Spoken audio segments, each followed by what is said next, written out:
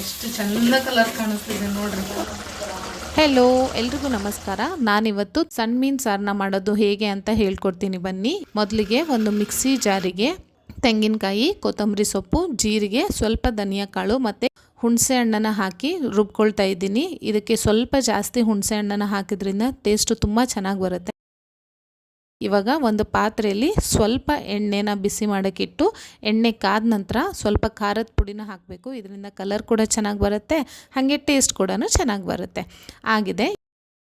ಇವಾಗ ನಾನು ರುಬ್ಬಿಟ್ಟಿರುವಂತಹ ಮಸಾಲೆನ ಪಾತ್ರೆಯಲ್ಲಿ ಹಾಕಿ ಹಾಗೆ ಸ್ವಲ್ಪ ಅದಕ್ಕೆ ನೀರು ನಿಮಗೆ ಎಷ್ಟು ಬೇಕೋ ಅಷ್ಟು ಕನ್ಸಿಸ್ಟೆನ್ಸಿಲಿ ನೀರನ್ನು ಹಾಕ್ಕೋಬೇಕು. ಜೊತೆಗೆ ಉಪ್ಪನ್ನು ಹಾಕಿ ಸ್ವಲ್ಪ ಧನಿಯಾ ಪೌಡ್ರ್ ಇದ್ದರೆ ಅದನ್ನು ಮಿಕ್ಸ್ ಮಾಡ್ಕೋಬೇಕು. ಸ್ವಲ್ಪ ಅದು ಕುದಿಯೋಕ್ಕೆ ಬಂದ ನಂತರ ಇವಾಗ ಏನು ಮಾಡಬೇಕಂದ್ರೆ ನಾವು ಫಸ್ಟೇ ನೀಟಾಗಿ ತೊಳ್ಕೊಂಡಿಟ್ಟಿರುವಂತಹ ಸಣ್ಣ ಮೀನನ್ನು ಹಾಕಿ ಮತ್ತು ಮಿಕ್ಸ್ ಮಾಡ್ಕೋಬೇಕು. ಇವಾಗ ಎರಡನ್ನೂ ಸೇರಿ ಕುದಿಲಿಕ್ಕೆ ಬಿಡಬೇಕು.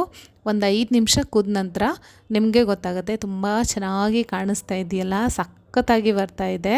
ಇದನ್ನು ಒಂದು ಸಲ ತಿಂದು ನೋಡಿ, ಟೇಸ್ಟ್ ಕೂಡ ತುಂಬ ಚೆನ್ನಾಗಿರುತ್ತೆ, ಹಾಗೆ ಹೆಲ್ದಿಯಾಗಿ ಕೂಡ ಇರುತ್ತೆ. ಈ ಸಾರು ಬಿಸಿ ಬಿಸಿ ಅನ್ನದ ಜೊತೆಗೆ, ರೊಟ್ಟಿ ಜೊತೆಗೆ ಅಥವಾ ಚಪಾತಿ ಜೊತೆಗೆ ತುಂಬ ಚೆನ್ನಾಗಿ ಹೊಂದ್ಕೊಳ್ಳುತ್ತೆ.